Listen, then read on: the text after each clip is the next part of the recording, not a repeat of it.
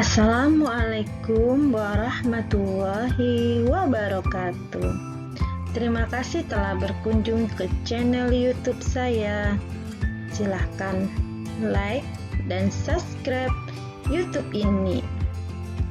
Pada kali ini saya akan membahas tentang penyusutan aktiva tetap.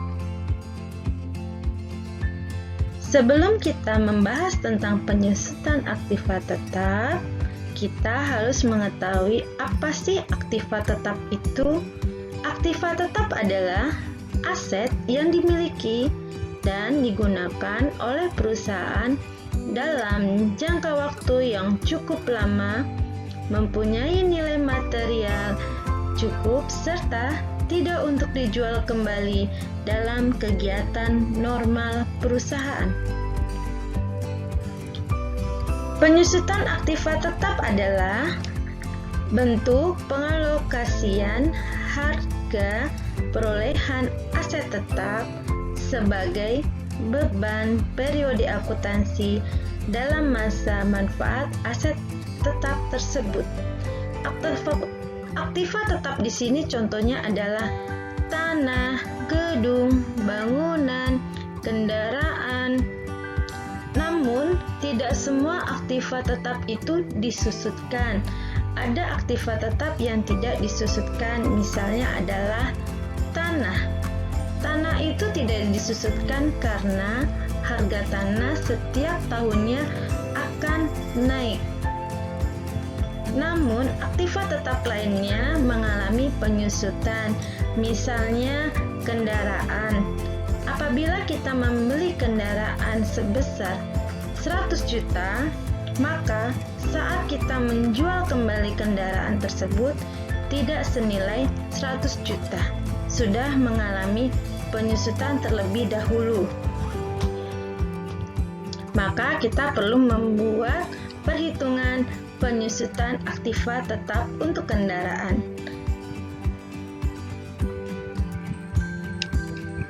Dalam membicarakan penyusutan aktiva tetap, kita harus tahu faktor penentu penyusutan aktiva tetap itu. Misalnya yang pertama adalah faktornya harga perolehan, lalu ada nilai residu, lalu umur ekonomis aktiva. Di mana harga perolehan adalah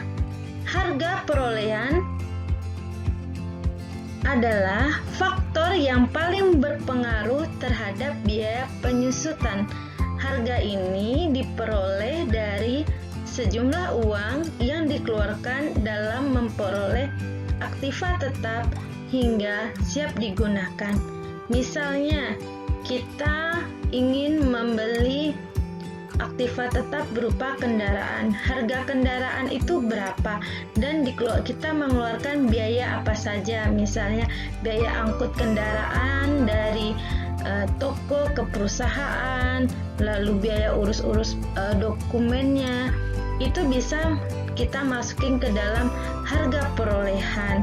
Jadi harga perolehan itu diperoleh dari sejumlah uang yang dikeluarkan dalam memperoleh aktiva tetap hingga siap digunakan. Berikutnya adalah tentang nilai residu. Nilai residu merupakan tafsiran nilai atau potensi arus kas masuk apabila aktiva tersebut dijual pada saat penarikan atau penghentian. Tidak semua aktiva tetap memiliki residu, karena disesuaikan dengan jenis aktiva tetap tersebut.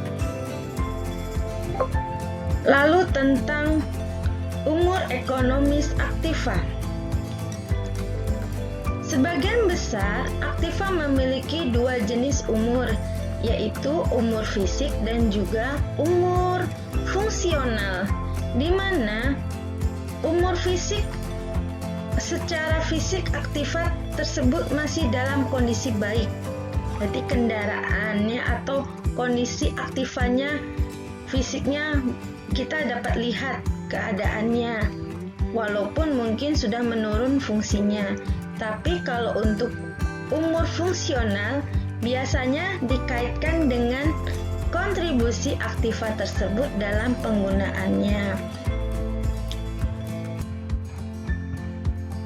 Walaupun kadang secara fisik suatu aktiva masih dalam kondisi sangat baik, akan tetapi belum tentu masih memiliki umur fungsional. Bisa saja aktiva tersebut tidak difungsikan lagi akibat perubahan model atas produk yang dihasilkan. Kondisi ini biasanya terjadi pada aktiva sejenis mesin atau peralatan yang digunakan untuk membuat suatu produk.